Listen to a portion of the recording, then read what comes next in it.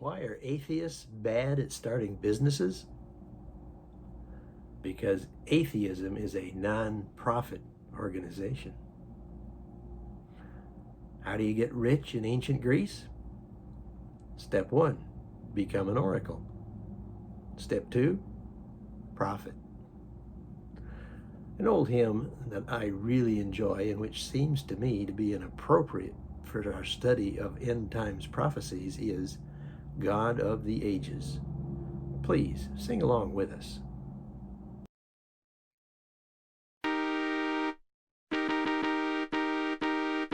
God of the ages, whose almighty hand leads forth in beauty all the starry band of shining worlds in splendor through the skies, our grateful thoughts before thy throne arise.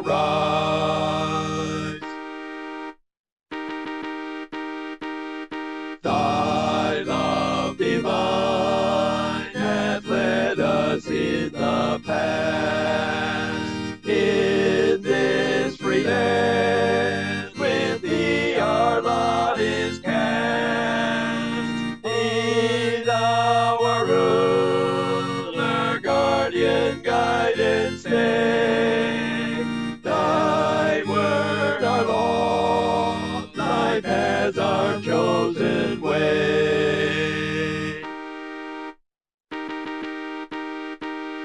From war's alarm, from deadly pestilence,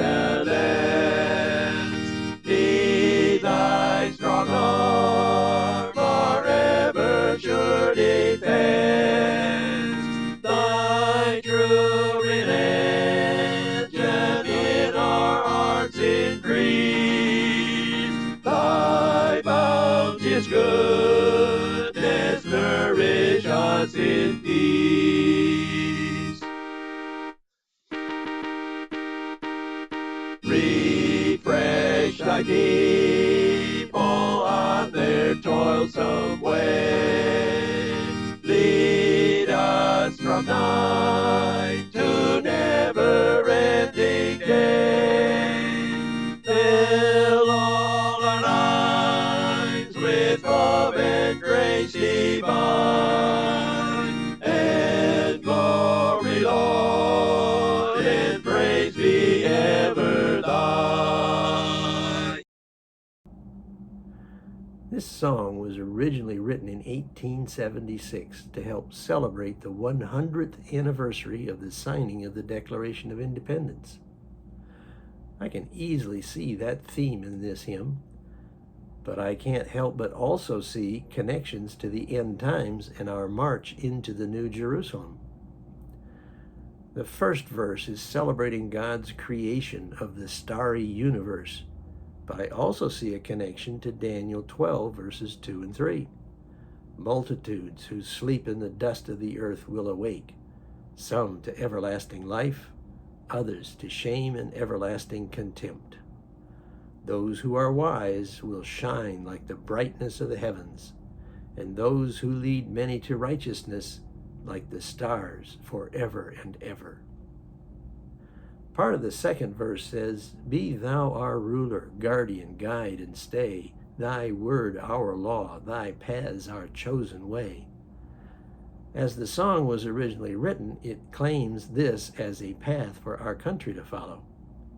I see it also as a good idea to follow on our own way to the end times.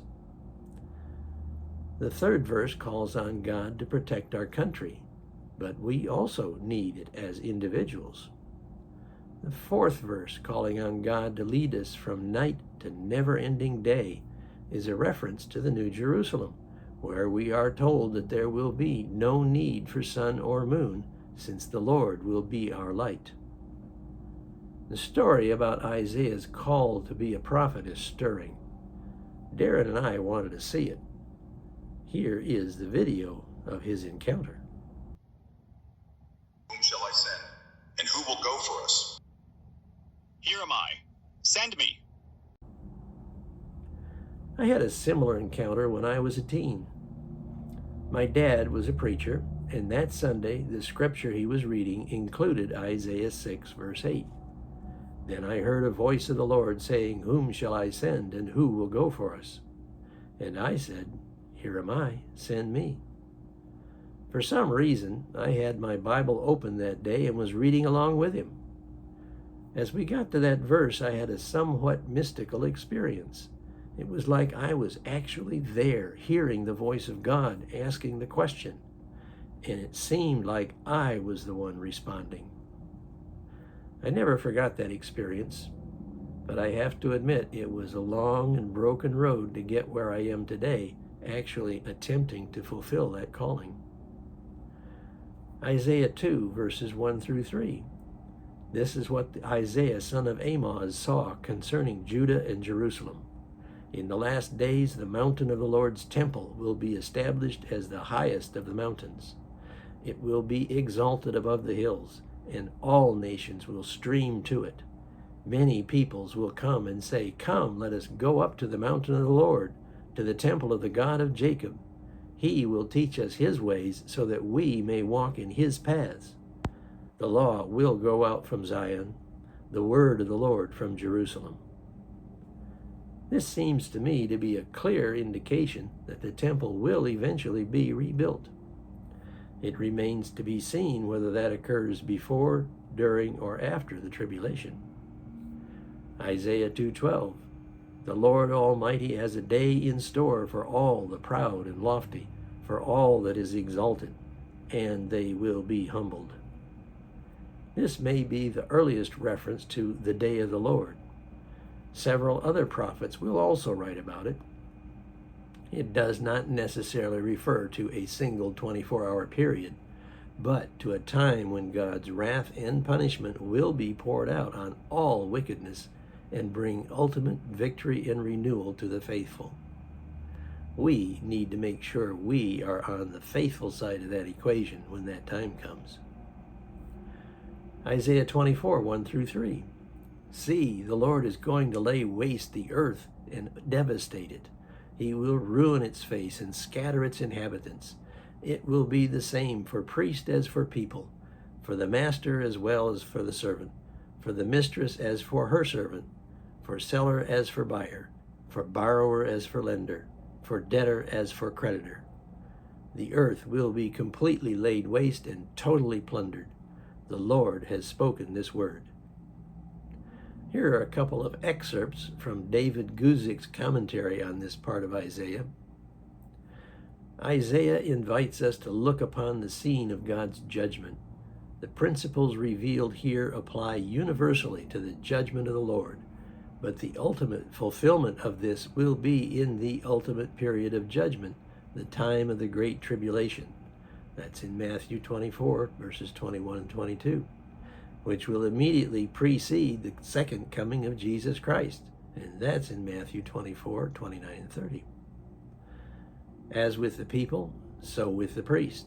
As with the servant, so with his master. In these comparisons, Isaiah shows us that a high station in life, priest, master, mistress, seller, will not protect one from the judgments of the Lord. As well, a low station of life, servant, borrower, debtor, will not protect one either. When the judgment of the Great Tribulation comes, it will be complete in its scope. Isaiah 65, 17 through 19.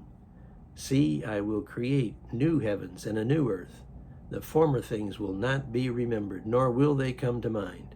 But be glad and rejoice forever in what I will create. For I will create Jerusalem to be a delight, and its people a joy. I will rejoice over Jerusalem and take delight in my people. The sound of weeping and of crying will be heard in it no more. In chapter 24, Isaiah told us that God was going to devastate the earth. Here we are told that he plans to create new heavens and a new earth, including a new Jerusalem. Other prophets will add more detail to this picture of the new Jerusalem later. Isaiah 66, 8. Who has ever heard of such things? Who has ever seen things like this? Can a country be born in a day, or a nation be brought forth in a moment? Yet no sooner is Zion in labor than she gives birth to her children. Many people cite this verse and say it was fulfilled on May 14, 1948. That was the day David Ben-Gurion proclaimed the new state of Israel in Tel Aviv. That same day, Harry Truman recognized the new nation. This event can be seen as a sign that the end times are rapidly approaching.